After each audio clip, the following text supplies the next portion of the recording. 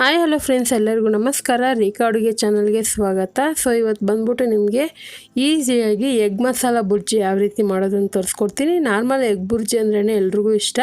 So ಆದರೆ ಇವತ್ತೊಂದು ಡಿಫ್ರೆಂಟಾಗಿ ತೋರಿಸ್ಕೊಡ್ತೀನಿ.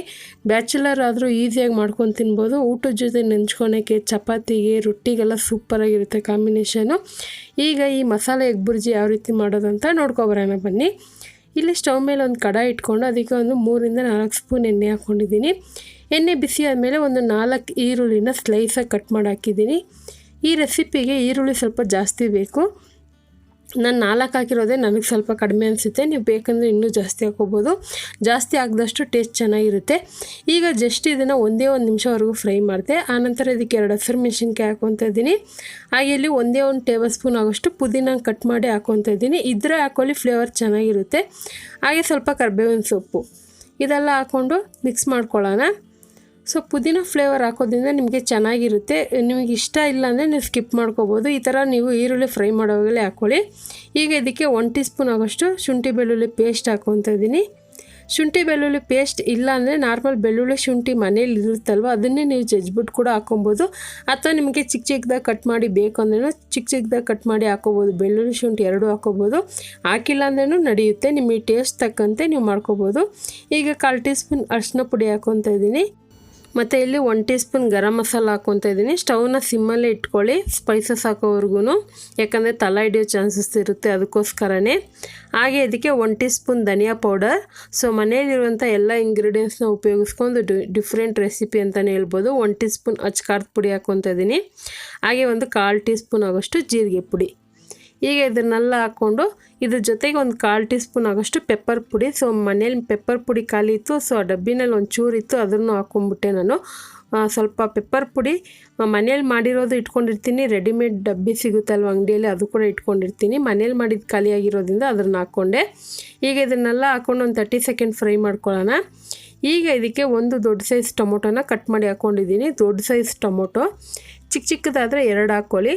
ಈ ಟೊಮೊಟೊ ಎಲ್ಲ ಹಾಕ್ಕೊಂಡು ತುಂಬ ಗೊಜ್ಜು ಥರ ಫ್ರೈ ಮಾಡಬೇಕಂತ ಏನಿಲ್ಲ. ಈಗ ನೋಡಿ, ಟೊಮೊಟೊ ಹಾಕಿದ್ಮೇಲೆ ರುಚಿಗೆ ತಕ್ಕಷ್ಟು ಉಪ್ಪು ಹಾಕ್ಕೊತಿದ್ದೀನಿ. ಹಾಕ್ಕೊಂಡಿದ್ದನ್ನು ಹಾಗೆ ಒಂದು ಸಾರಿ ಮಿಕ್ಸ್ ಮಾಡ್ಕೊಳ್ಳೋಣ. ಹಾಗೆ ನಿಮ್ಗೆ ಏನಾದರೂ craft, kitchen tips, shopping video ಥರ ನೋಡಬೇಕಂದ್ರೆ ನಂದು ರೇಖಾ ಟ್ಯಾಲೆಂಟ್ ಚಾನಲ್ ಇದೆ. ಸೊ ನೀವು ನೋಡಿ ಇಷ್ಟ ಆದರೆ ಸಬ್ಸ್ಕ್ರೈಬ್ ಮಾಡ್ಕೊಳ್ಳಿ. ಎಲ್ಲ ಥರ ವೀಡಿಯೋಸ್ ಇದೆ ಅದರಲ್ಲಿ. ಸೊ ವ್ಲಾಗ್ ಕೂಡ ಹಾಕಿರ್ತೀನಿ, ನಮ್ಮ ಫ್ಯಾಮಿಲಿ ಎಲ್ಲ ನೋಡಿರ್ಬೋದು ನೀವು. ಈಗ ಇದಕ್ಕೆ ನಾನು ಮೊಟ್ಟೆ ಹಾಕ್ಕೊತಾ ಇದ್ದೀನಿ. ನೋಡಿ, ಮೊಟ್ಟೆ ನಾನು 4 ತೊಗೊಂಡಿದ್ದೀನಿ. ನೀವು ಕ್ವಾಂಟಿಟಿ ಜಾಸ್ತಿ ಬೇಕಂದ್ರೂ ಹಾಕೋಬೋದು. ಇದೇ ಮಸಾಲೆಗೆ ಮೊಟ್ಟೆ ಜಾಸ್ತಿನೂ ಹಾಕೋಬೋದು, ಅಥವಾ ಮೊಟ್ಟೆ ಕಡಿಮೆ ಹಾಕಿ ಉಳಿದಿರೋ ಇಂಗ್ರೀಡಿಯೆಂಟ್ಸು ಜಾಸ್ತಿ ಹಾಕೋಬೋದು. ನಿಮ್ಗೆ ಯಾವ ಥರ ಬೇಕು ಆ ಥರ ಮಾಡ್ಕೊಬೋದು. ಈಗ ಈ ಫ್ರೈ ಜೊತೆಗೆ ನೀವು ಬೇಕಂದರೆ ಎಲೆಕೋಸು, ಕ್ಯಾರೆಟ್ ಆ ಥರ ಸಹ ಯೂಸ್ ಮಾಡ್ಕೋಬೋದು. ಕ್ಯಾಪ್ಸಿಕಮ್ ಯೂಸ್ ಮಾಡ್ಕೋಬೋದು. ಸೊ ಮಿಕ್ಸ್ ತರಕಾರಿ ಎಲ್ಲ ಹಾಕಿ ಕೂಡ ಮಾಡ್ಕೊಬೋದು, ಚೆನ್ನಾಗಿರುತ್ತೆ. ಈಗ ಮೊಟ್ಟೆನ ಲೈಟಾಗಿ ಈ ಥರ ಪ್ರೆಸ್ ಮಾಡಿ ಸ್ಟವ್ನ ಸಿಮ್ಮಲ್ಲಿ ಬಿಟ್ಬಿಡ್ತೀನಿ.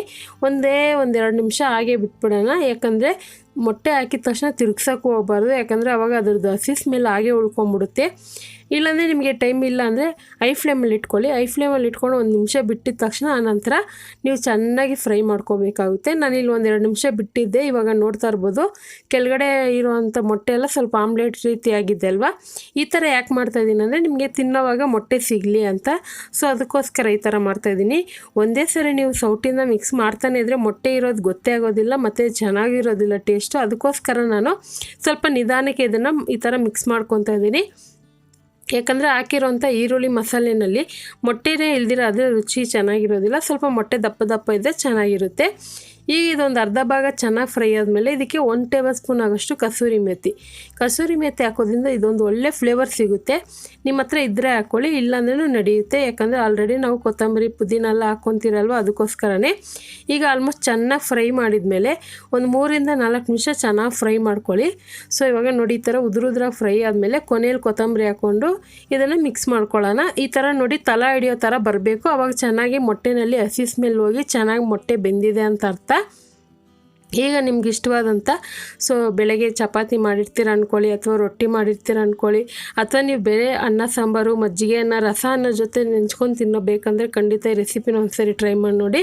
ಹಾಗಾದರೆ ಇವತ್ತು ತೋರಿಸಿರುವಂಥ ರೆಸಿಪಿ ನಿಮಗೆಲ್ಲ ಇಷ್ಟ ಆಗಿದ್ದರೆ ನೀವು ಮನೇಲಿ ಇದೇ ರೀತಿ ಟ್ರೈ ಮಾಡಿ. ನಿಮಗೆ ಯಾವ ರೀತಿ ಅನಿಸ್ತು ಅಂತ ಕಮೆಂಟ್ ಮೂಲಕ ತಿಳಿಸಿ. ಈ ರೆಸಿಪಿ ಇಷ್ಟ ಆದರೆ ಈಗಲೂ ಒಂದು ಲೈಕ್ ಮಾಡಿ, ಶೇರ್ ಮಾಡಿ. ರೇಖಾ ಅಡುಗೆ ಚಾನಲ್ನ ಹೊಸದಾಗಿ ನೋಡ್ತಾ ಇದ್ದರೆ ಸಬ್ಸ್ಕ್ರೈಬ್ ಮಾಡಿ. ಈ ವಿಡಿಯೋ ನೋಡಿದ್ದಕ್ಕಾಗಿ ಎಲ್ಲರಿಗೂ ಧನ್ಯವಾದಗಳು.